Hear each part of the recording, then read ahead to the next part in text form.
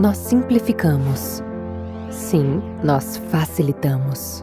Sim, nós solucionamos, porque somos feitos de conhecimento e diariamente movidos para fazer melhor. Sabemos que desafios são sempre únicos. Então, soluções nunca serão iguais. Para alguns, solucionar é desafio. Para outros, solucionar é negócio. Para nós, solucionar é razão de ser. Simpress. Sim, simplesmente solucionamos.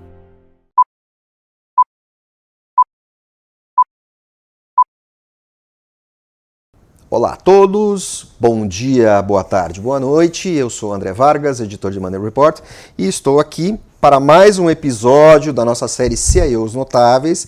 Dessa vez o Money Talks recebe o Vitor Gonçalves, da Verity, uma empresa de soluções digitais de amplo espectro, né, que conta com um diretor com uma trajetória diversificada, um diretor um pouco mais de humanas, né, atuando um sujeito que atuou praticamente dos dois lados do balcão, né, tanto nas empresas prestando consultoria tecnológica, quanto recebendo as consultorias e tentando modelar esses serviços para as empresas, grandes empresas de varejo e de serviços, né? Agora está atuando numa empresa de tecnologia, carregando toda essa bagagem e ajudando essas empresas a fazerem as suas transições digitais. Vitor, muito obrigado. André, é um prazer estar aqui com você. É Legal. Uma satisfação muito grande ter essa conversa. Bem-vindo, meu caro. O seu currículo tem passagens interessantes. Você tem passagens pelo MIT, Sim. Você tem especialização em gestão estratégica na Europa, na Dinamarca, para ser mais preciso, e isso contrasta com outros enfoques aí que você perseguiu nos bancos escolares, por assim dizer. Eu não tenho nenhum preconceito em falar bancos escolares, porque estudo é estudo, né? Você estudou neurociência, Sim, e antropologia. E você dá aula na Faculdade de Belas Artes. São áreas pouco afeitas ao business tecnológico, essa questão mais matemática de TI. Meu caro, como é que isso impacta no seu trabalho? Essa história é muito boa, né? Porque, além disso, eu fiz minha faculdade de design gráfico. Eu achei que eu ia passar o resto da minha vida fazendo cartão de visita, pôster para cartaz de filmes de cinema e coisas do tipo. Mas no fim do dia, o design é muito sobre resolver problemas, né? Design é sobre projetar coisas. E quando eu entendi isso, a gente vive no mundo corporativo toda uma realidade de projetar coisas para alguém, resolver problemas de alguém. Então o projeto sempre mira uma solução que resolve um problema de alguém. E por isso eu fui buscar um contexto mais abrangente para entender pessoas. Neurociência, antropologia, psicologia social, tudo isso faz parte. Fiz um MBA em gestão de pessoas. Cada vez mais compreender como funciona a mente, como funciona o ser humano, para a gente trazer respostas, soluções às necessidades que a gente vive no mundo. Então, eu sempre digo que não importa qual é o contexto do serviço, qual é o contexto do segmento que a empresa está inserida, são pessoas ali. E se a gente souber lidar com pessoas, a gente se dá bem nos negócios. Essa é a grande percepção que eu vim tendo lá de trás. E unindo a isso, obviamente, métodos, práticas. Por isso, gestão estratégica, inovação e outras práticas, como, por exemplo, design thinking lá no MIT. Para trazer o ferramental com o conhecimento humano e juntar isso para trazer resultado. Você pensou primeiro na mente humana, na mente do cidadão, o cara que está na rua ali, para depois pensar no ser social chamado consumidor. Você foi um pouco mais fundo. Foi, exatamente. Exato. Porque não é... Hoje é até mais comum, André, a gente ter executivos e profissionais buscando a neurociência, por exemplo, para você ter uma resposta mais sólida sobre o consumidor, quem é o seu cliente. Mas lá atrás, quando eu busquei isso, 2012, 2013, não era tão comum, de fato. Era algo muito especialista, muito segmentado, empresas ou pessoas que queriam ser pesquisadoras nos campos de neurociência e neuromarketing. Então aquilo era muito focado, mas eu queria justamente ir na raiz, né, para poder elaborar meus próprios conceitos, minhas próprias teorias, e isso hoje contribui significativamente porque na Verity muito do que nós fazemos é apoiar a transformação digital das empresas. Então, transformação digital não é adoção massiva de tecnologias. É cultura. É cultura. que permite o uso de novos métodos, novas práticas, novas tecnologias, mas principalmente para entender melhor quem é o cliente na ponta e encontrar novas formas de gerar valor para ele, num mundo hiperconectado. Então, eu mecanicamente, sistemicamente, em termos de modelo mental, dentro de uma organização, eu preciso mudar. É a cultura. Como é que você pessoa jurídica, né? Você como profissional, você e as equipes que você, pessoa que trabalha com você, como é que vocês ajudam a criar, porque mudar o modelo, adotar uma cultura digital é criar agilidade. Também. E é criar processamento de informação, conectando A com B, com C, com D. Como é que vocês preparam esse pacote para os clientes? E que na verdade isso não é um pacote, isso é gradual.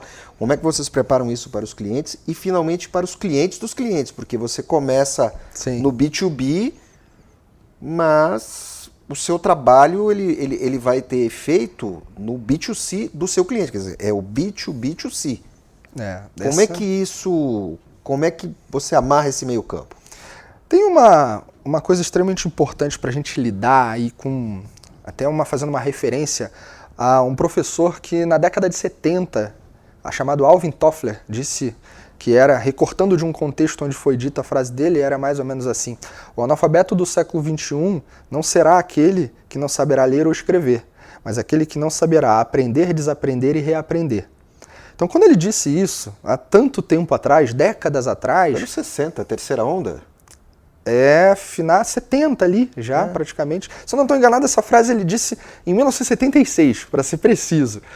Mas quando isso aconteceu, quando ele trouxe essa reflexão, o que ele vinha dizendo é: a única constante é a mudança. O mundo vai passar por mudanças. Novas tecnologias vão emergir, novos serviços, novos formatos de consumo, novos modelos de negócio, tudo muda. Essa é a grande certeza que a gente tem. Então, se eu não aprender novas coisas, talvez deixar o que me trouxe aqui para trás, porque ela não vai ser tão útil agora, reaprender coisas que também já ficaram esquecidas, eu posso perder muito do que são as oportunidades do momento. E a gente está vivendo um mundo que a era do consumo digital ou novas expectativas de modelos de negócios, experiências significativas para o consumidor, precisam ter um suporte tecnológico, mas elas precisam ter mais do que isso, entregar aquilo que ainda não foi visto. Um dos grandes desafios das empresas, para responder essa grande provocação que você trouxe, André, é como eu entrego o além do óbvio? Como eu resolvo problemas trazendo algo que ninguém viu ainda para chegar onde ninguém chegou? Porque eu quero, enquanto empresa, me posicionar, eu quero resolver um problema do mercado, do meu cliente, que é o cliente da empresa, no fim das contas, né? O B2C, olhando por esse ângulo, o consumidor. Então, eu preciso ter dentro da minha organização que provê serviços ou cria produtos, cria valor para o meu cliente, eu preciso ter uma organização que seja adaptativa. O que é ser adaptativo? É ser ágil.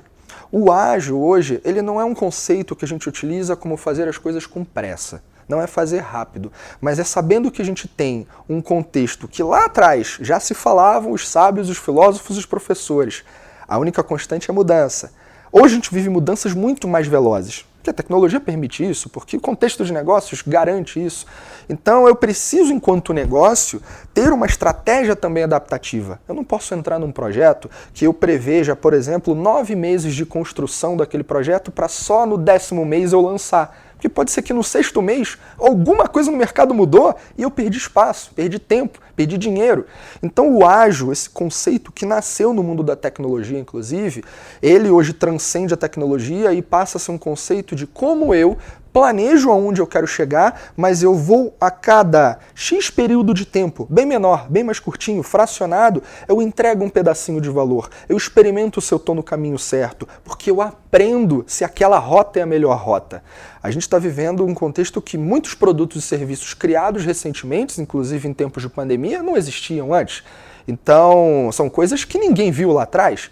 Você precisa experimentar para saber se as pessoas querem, senão você corre o risco de criar da melhor forma aquilo que ninguém quer.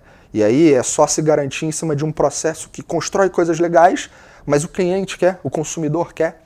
Então isso é uma grande provocação do mundo digital. Como fazer com que as pessoas dentro de uma empresa que presta serviço, que entrega valor, que cria produtos, entrega produtos, que ela entenda o que está na cabeça do consumidor, numa economia mutante, que às vezes você precisa se adaptar porque a concorrência está muito agressiva. Então, como ter planos adaptativos? Isso faz parte de uma estratégia digital. E nós temos também uma outra questão agora. De repente, não é só o adaptativo, a flexibilidade. É preciso ter uma certa flexibilidade também, porque o mundo começou a mudar de maneiras imprevistas e não quistas. De repente começa a faltar semicondutor. Perfeito. A gente está vendo crise de chip de carro, por exemplo. Eu e você, adultos, o último momento de escassez lembrado talvez tenha sido o petróleo e em alguma coisa no governo Sarney, que esteja no nosso horizonte de vida. Quando faltou faltou carne, por exemplo. Mas era uma questão de mercado econômico. Agora você tem falta. O mundo se hiperconecta e você tem falta de chip. Sim. Tem uma contradição ali que os profissionais têm que lidar. Total. E se você for ver, isso está muito relacionado ao padrão de consumo agora aceito pela sociedade. Você vê na indústria automobilística, tem uma questão de chips aí muito sérias, carros que estão custando, que antes custavam, sei lá, 40, 50 mil, hoje custam 100 mil reais. Porque tem uma demanda, existe. Então, a necessidade do consumo adaptada a uma nova realidade que almeja novas tecnologias está aí, não tem como fugir disso. Agora, falando de um contexto adaptativo, por exemplo, eu tenho conhecidos que em tempos de pandemia, logo no início, fecharam padaria, né, porque não podia ter aquilo aberto, mas criaram um serviço de delivery de pão e cesta de pães. É um contexto adaptativo do negócio. É você se adaptar diante de uma incerteza. E não só porque barreiras podem surgir, mas é talvez porque o teu mercado, o teu cliente, pode não querer mais o que você vinha entregando há tanto tempo. Então é importante a gente assumir numa estratégia de negócio que encontra no mundo digital muitas possibilidades, a oportunidade de você sempre experimentar algo novo, para entregar o que o teu cliente ainda não viu, trazer a ele novas oportunidades de valor, novas oportunidades de produtos, serviços. Quando a Verity entra nesse contexto, o que eu sempre digo, a gente sempre prega o objetivo da organização não é ser ágil. A organização ela não tem que traçar como objetivo estratégico ser ágil, mas ela tem que ter um contexto em que ela defina: quero a agilidade para alcançar um objetivo. Preciso de agilidade para mudar de rumo. Para mudar de rumo. Será que o meu objetivo, através da agilidade, é posicionar novos produtos e serviços no mercado? Será que talvez, alcançar mais market share em um mercado ou numa região não dominada pela nossa empresa? Será que aumentar a base de clientes com vários experimentos, vários testes de estratégias de marketing, por exemplo? Então a agilidade é um conceito de adaptação, não é correria. Só que pensa, se eu uso esse conceito adaptativo, eu tenho clareza, eu vou pegar uma metáfora aqui de uma casa, por exemplo. Eu vou construir uma casa de 3 andares com piscina, churrasqueira e vai ter uma horta. Eu vou me mudar somente quando a piscina estiver pronta. Isso é uma opção, uma decisão. Só que você pode muito bem mudar antes da piscina estar pronta, deixá-la para o final, porque ela tem menos valor. Você não vai morar dentro da piscina, você vai usar a piscina de vez em quando. E se você estiver construindo a casa no inverno, você não vai usar a piscina no inverno provavelmente, a não ser que tenha aquecedor. Mas supondo que não seja o caso, o que você faz? Desprioriza isso, deixa para o final. Tem uma visão de estimativa para construir a piscina, em termos de verba? Tem, mas não faz agora. Constrói o quarto, constrói a cozinha, muda. Usa a casa. Depois você vai perceber a necessidade da piscina. Aí você fala, não, eu não vou construir a piscina, eu vou botar uma piscina de plástico. Talvez ela seja melhor porque ela é mais barata, eu vou usar de vez em quando e eu desmonto quando eu não quero usar. Isso é ser ágil. Mas isso passa pelo líder também, né? Total. Se não tiver o líder... Não falo só do líder lá em cima, do chefe, do dono, do controlador. Isso passa pelos líderes executivos e talvez mesmo os líderes gerenciais e pode ser até líder de equipe. Qual o papel do líder nessa trajetória? E porque a gente está num momento, como você mesmo disse, o mundo está mudando e a gente não tem mais resposta de prateleira, solução de prateleira. Hoje é preciso ir ao cliente, ver o cliente, viver um pouco a vida dele, para tentar entender o que se passa. Exato. Até porque, assim, há pouco tempo, o que era descartável virou valor. Tudo mudou, né? Assim, por um lado, a vida ficou mais complexa, mas por outro, as possibilidades de rentabilidade em todas as áreas mudaram. O que o líder tem que fazer? Eu vou trazer uma relação aqui que é Sim, sempre no sentido de orientar o cliente. Sim. E o conversar interno entre vocês. Exato. Quando uma empresa gera resultado para o cliente dela, né, o cliente está satisfeito, é porque naturalmente um bom trabalho interno foi feito e tem um bom processo de gestão e liderança, bons métodos aplicados, mas principalmente uma cultura centrada no cliente. É o que a gente está vivendo muito forte agora, centralidade no cliente. Então, uma equipe... O que o cliente exige de vocês? O que assim, os grandes clientes pedem para vocês? Quando você fala das empresas que contratam a Verity, isso são desafios diversos, né? Mas normalmente as organizações querem otimizar seus resultados de negócio, Claro. Seja ele reduzindo o custo de uma operação, enxugando um processo para torná-lo mais eficiente, operacionalmente falando, encontrar formas de ajudar o nosso cliente, a empresa que nos contrata, a encontrar produtos que elas possam construir e colocar no mercado. Quando eu falo produtos digitais, plataformas, aplicativos, né? Obviamente, produto digital é um conceito mais abrangente, mas são soluções que você, enquanto empresa, provê digitalmente para o teu cliente lá na ponta. Então, o teu cliente final. Então, a gente entra num contexto de entender, tem mercado? O cliente desejaria essa ideia, essa hipótese que você tem aí de solução em mente? Então, tem todo um trabalho investigativo que usa práticas de inovação para compreender essa realidade e direcionar o nosso cliente para ele entender.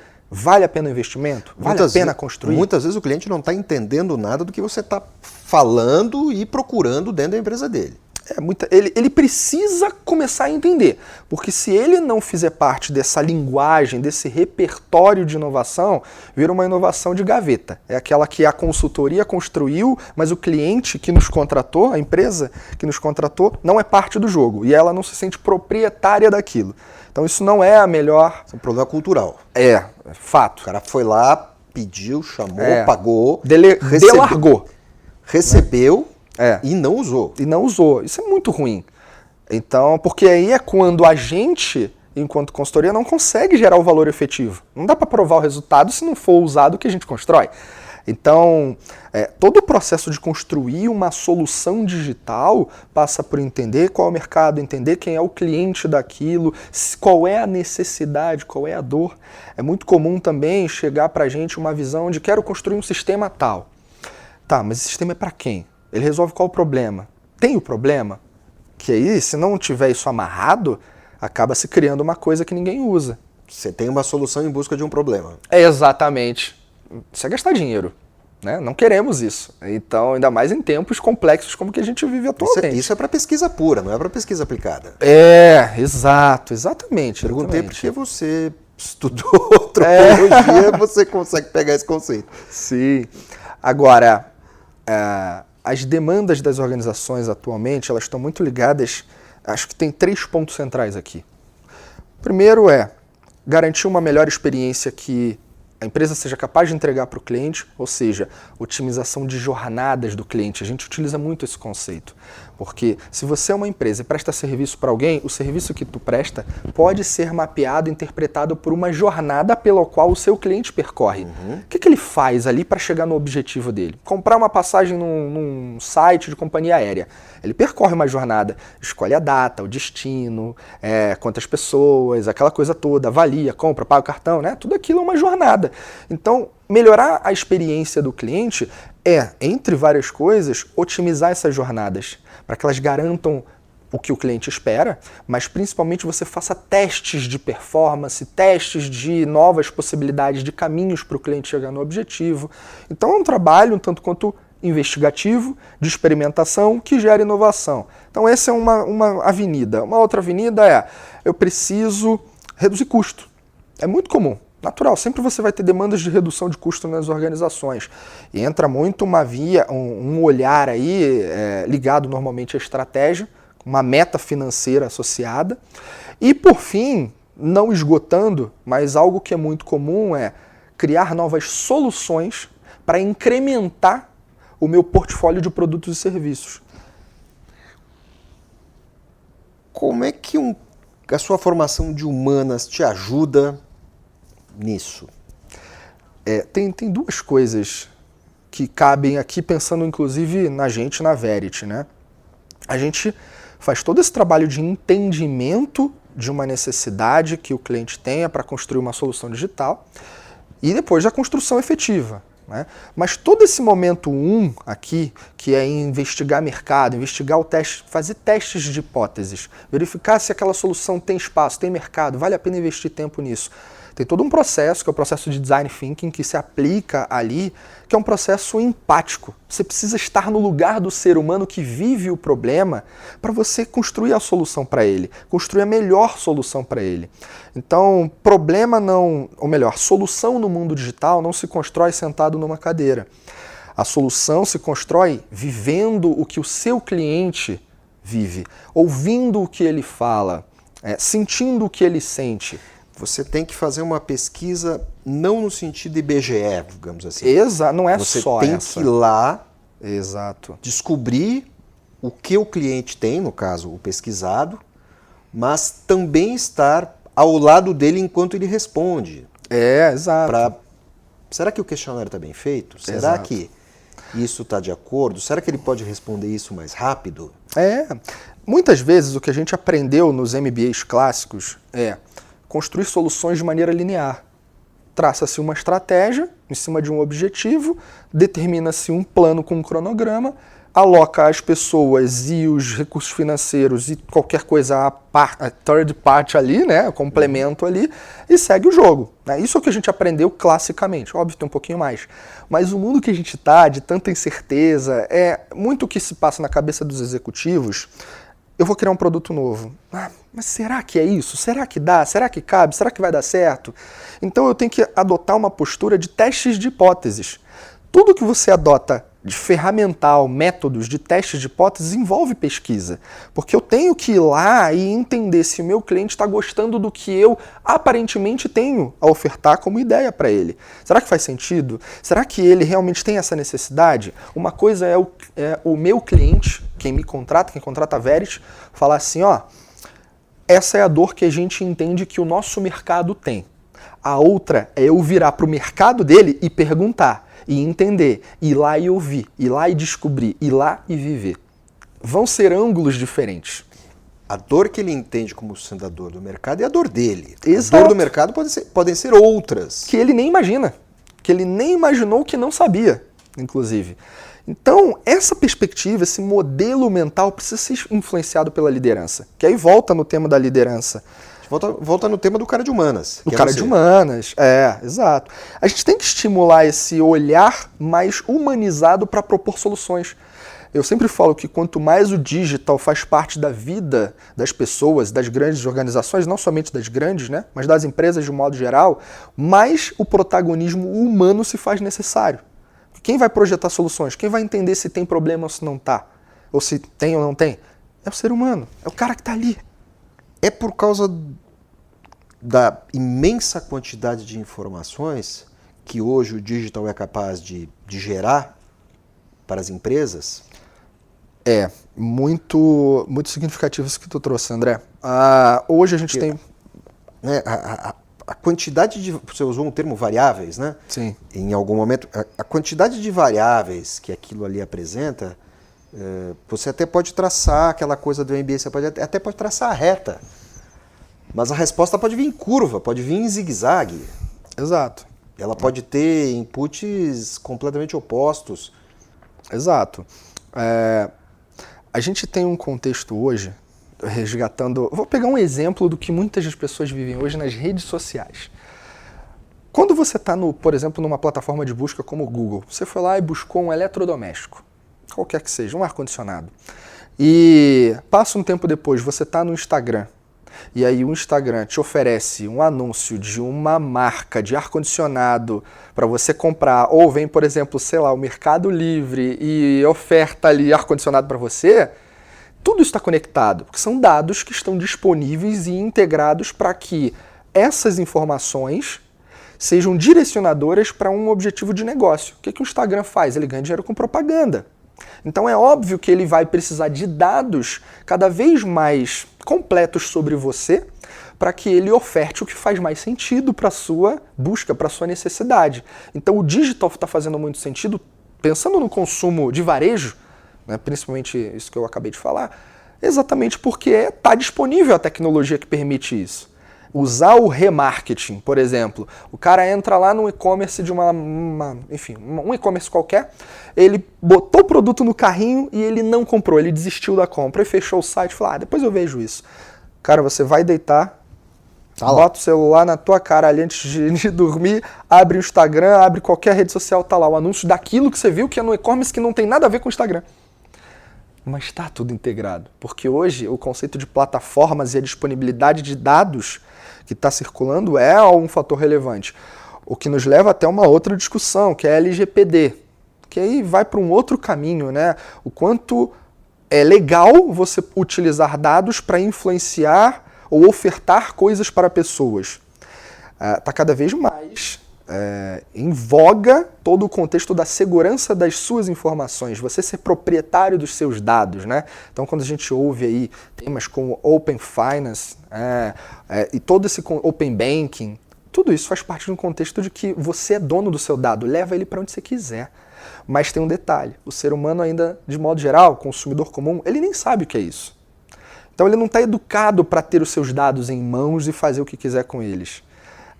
Mas enfim, a gente está indo para outros caminhos aqui. Claro. Mas voltando ao ponto, os dados representam um dos componentes fundamentais para a economia, para quem quer entrar numa economia digital, conseguir performar. Imagina eu ter mapeado lá no meu e-commerce o passo a passo de todos os usuários, o que eles fizeram, o que eles gostaram mais, o que eles não gostaram mais. Isso já existe há muito tempo. O que converte mais, por que converte mais, é porque o botão é azul, é porque o botão é laranja. Tudo isso você tem plataformas há muitos anos que trazem essas informações e te fazem olhar para aquilo e tomar decisões. É muito melhor você seguir um contexto como esse e tomar decisões rápidas e mudar rapidamente do que você imprimir um anúncio numa revista que você não pode mudar. Então, por isso a economia digital ela faz muito sentido. Ela é rápida, ela progride o tempo inteiro, e ela te permite cada vez mais, a minha crença aqui, minha aposta, cada vez mais ela vai ser financeiramente mais acessível. Tudo que você vai poder construir e desenvolver no mundo digital vai baratear. Tal como num dia os drones já custaram 20, 30 mil reais, e hoje custam muito menos, a economia digital e tudo que ali circunda, prevejo a mesma coisa. Não sou tendencionista, mas é o que eu imagino.